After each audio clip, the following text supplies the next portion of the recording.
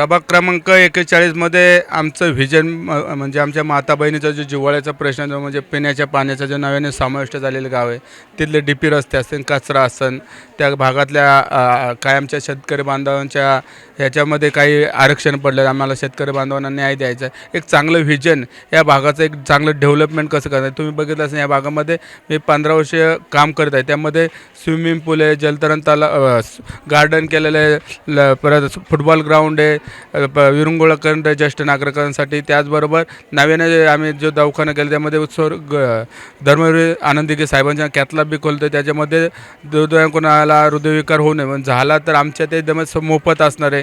बाकीच्या ठिकाणी 2-2, 2.5 लाख रुपये लागतात, पण आमची तर मोफत. म्हणजे अशा अनेक योजना या भागात आणि अनेक कामं या ठिकाणी झालेले आहे, अनेक डेव्हलपमेंट झालेले आहे. त्याच डेव्हलपमेंट मला नवीन गावामध्ये करायचे.